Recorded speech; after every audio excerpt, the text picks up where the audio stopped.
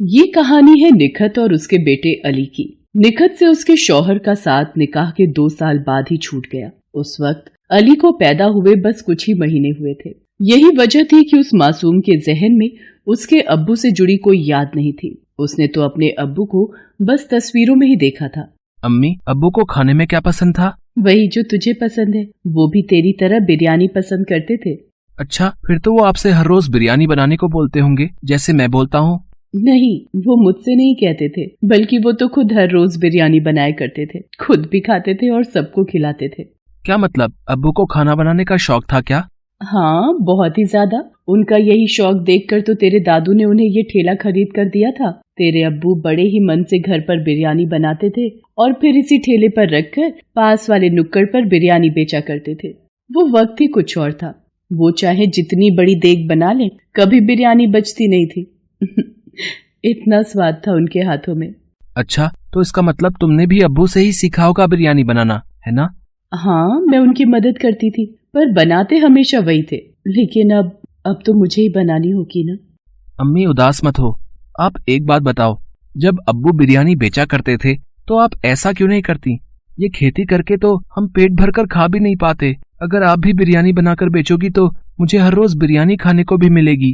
बेटा, ये सब इतना आसान नहीं है। तेरे अब्बू ने अपनी मेहनत से काम जमा लिया था। उनकी कमाई लागत से कहीं ज्यादा थी, लेकिन अब उनके जाने के बाद हमारे हालात अच्छे नहीं है। बेटा, तू ही बता, पूरे दिन के रोजे के बाद इफ्तारी तक का इंतजाम तो अच्छे से हो नहीं पाता, तो बेचने के लिए बिरयानी कहाँ से बनाऊं मैं? तो इसका मतलब मुझे बिरयानी खाने को नहीं मिलेगी। अम्मी, अब मन कर रहा है। अमूमन अली अपनी अम्मी से किसी चीज को लेकर जिद नहीं करता था। उस दिन भी उसने जिद नहीं की, लेकिन उसकी नम आंखों ने निखत को बता दिया था कि उसका बिरयानी खाने का कितना मन है। अली नमाज पढ़ने मस्जिद चला गया और निखत के हाथ भी दुआ के लिए उठ गए। या खुदा, ऐसा इम्तिहान ना ले, अपने बच्चे की बिरयानी खाने की ख्वाहिश भी पूरी ना कर सकूं। इतना मजबूर तो ना बना। निखत अपनी मजबूरी पर रो रही थी, तभी दरवाजे पर किसी ने दस्तक दी। अस्सलाम वालेकुम। वालेकुम अस्सलाम। जी आप? मैं असलम हूँ। आपके पड़ोस में जो खान साहब रहते हैं, मैं उनका रिश्तेदार हूँ। कुछ काम से आया था, पर यहाँ तो ताला लगा हुआ है। आपको कुछ पता है क्या? जी खान साहब, वो तो अब यहाँ नहीं रहते। पिछले महीने शहर चले गए। यहाँ का मकान भी बेचने वाले हैं शायद। आपको बताया नहीं उन्होंने? वो दरअसल मुझसे खान साहब का फोन नंबर कहीं गुम हो गया, इसलिए बात नहीं हो सकी। लेकिन ये तो गड़बड़ हो गई। खान साहब से जरूरी काम तो था ही। सोचा था कि इफ्तार और मगरिब की नमाज भी उनकी यहाँ ही पढ़ लूंगा, पर अब कैसे होगा? कुछ ही देर में इफ्तार का वक्त हो जाएगा। अब यहाँ आसपास कोई ढाबा या होटल वगैरह है क्या? जी नहीं, यहाँ तो ऐसा कुछ भी नहीं है। बस राशन और गोश्त की दुकान ही है। ये तो मुसीबत हो गई। अब क्या किया जाए? देखिए भाईजान, अगर आप मुझे गलत ना समझे तो मैं आपसे कुछ कहूँ? हाँ, कहिए ना। ये मेरी बदनसीबी ही है कि मैं चाहकर भी आपको इफ्तार का न्योता नहीं दे पा रही हूँ। असल में मेरी माली हालत मुझे इसकी इजाजत नहीं दे रही। तो अगर आप मेरी कुछ मदद कर दें तो मैं भी आपकी मदद कर सकती हूँ।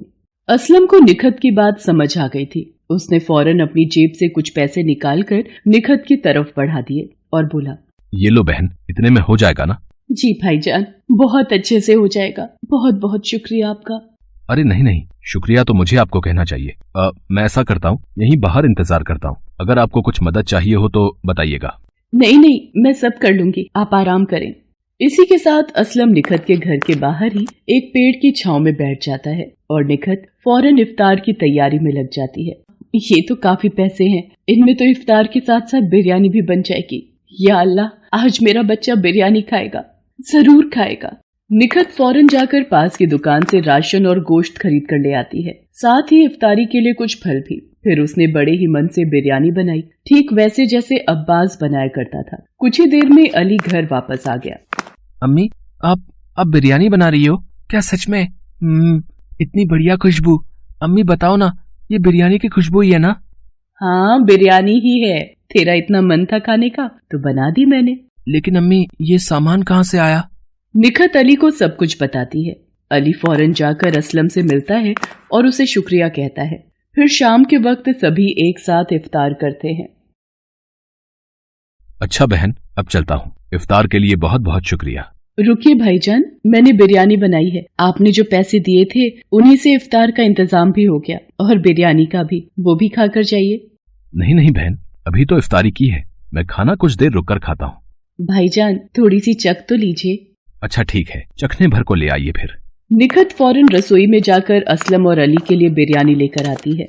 असलम जैसे ही बिरयानी का एक निवाला चखता है, उसके चेहरे के हाव भाव ही बदल जाते हैं। बहन, बिरयानी बहुत ही लजीज है, अब थोड़ी और मिलेगी क्या? हाँ अम्मी, मुझे भी और चाहिए। बस अभी लेकर आई। निखत खुशी खुशी असलम और अली दोनों को पेट भर बिरयानी खिलाती है। उसे ऐसा करने में बहुत ही खुशी हो रही थी। सोचा न था कि इतनी सारी बिरयानी खा जाऊंगा मैं। बहन सच में आपके हाथों में तो गजब का स्वाद है। मैंने बड़े से बड़े होटल में बिरयानी खाई है, लेकिन ऐसा स्वाद आज तक नहीं चखा। जी बहुत बहुत शुक्रिया भाईजान। असल में बिरयानी बनाने का ये खास तरीका मैंने अपने शौहर से सीखा है। उनका बिरयानी बनाने का ही काम था। उनकी बिरयानी उनके नाम बिका करती थी तब, अब्बास बिरयानी। अच्छा, मैंने खान साहब से इस नाम के बारे में बहुत सुना है। वो बहुत तारीफ किया करते थे आपके शौहर की और उनके हाथों के स्वाद की। वैसे हैं कहाँ आपके शौहर? कहीं बाहर गए हैं क्या? अब्बू बहुत दूर चले गए हैं, अल्लाह ताला ने उन्हें अपने पास बुला लिया। इतना कहकर अली अपनी अम्मी से लिपट कर रोने लगा। असलम को अब सारी बात समझ आ गई थी। फिर कुछ देर सोचने के बाद उसने अपने सूटकेस से पूरे 50,000 रुपए बाहर निकाले। ये लो बहन, ये रख लो। जी ये इतने सारे पैसे? नहीं भाईजान, माफ करिए, पर मैं इन्हें नहीं ले सकती। पहले आपने जो मदद की वही मुझ पर और मेरे बच्चे पर बहुत बड़ा एहसान है आपका। अब मैं आपसे और कुछ नहीं ले सकती। ये तो आपको मुझे भाई बनाने से पहले सोचना चाहिए था। मैं ये पैसे इसलिए दे रहा हूँ ताकि आप अपने शोहर का रुका हुआ काम फिर से शुरू कर सको। वो वही है ना अब्बास भाई का मशहूर ठेला? ये ऐसे अच्छा नहीं लग रहा। ये पैसे रखो और इस ठेले को फिर से खुशगवार कर दो। मैं जल्द ही आऊंगा फिर से बिरयानी खाने। इतना कहकर असलम ने निखत के हाथों में वो पैसे रख दिए। निखत कुछ न बोल सकी, लेकिन उसकी आंखों से बहते आंसुओं में उसके जज्बात साफ झलक रहे थे। असलम वहां से चला गया, लेकिन निखत और अली को एक नई जिंदगी दे गया। निखत ने ठीक वैसा ही किया जैसा कि असलम ने उससे कहा था। पूरे रमजान रोजा रखने के बाद निखत ने ईद वाले दिन से बिरयानी बनाकर बेचने की शुरुआत की। उसके हाथों से बनी बिरयानी की खुशबू जल्दी ही सारे गाँव को उसके पास खींच लाई। निखत, वाह बेटी, बहुत ही अच्छा किया तुमने। अब्बास के जाने के बाद तो जैसे बिरयानी में स्वाद आना ही बंद हो गया, लेकिन अब फिर से बिरयानी महकेगी और सबकी जुबान पर चढ़ेगी। लाओ जल्दी से प्लेट लगा कर दो। निखत और अली खूब मेहनत से अपना बिरयानी का ठेला चलाने लगे। गांव के लोग तो पहले दिन से ही आने लगे थे, लेकिन धीरे धीरे दूसरे गांव और पास के शहरों से भी निखत को बिरयानी बनाने के ऑर्डर मिलने लगे। अब निखत और अली को किसी बात की कमी नहीं थी। उनके रहन सहन से लेकर खाना पीना सब बढ़िया हो गया और अब अली स्कूल जाकर पढ़ने भी लगा। निखत का ठेला जल्दी ही नामी होटल में बदल गया। अस्सलाम वालेकुम, कैसी हो बहन? अरे भाईजान आप? वालेकुम अस्सलाम। आइए, बाहर क्यों खड़े हैं, अंदर आइए।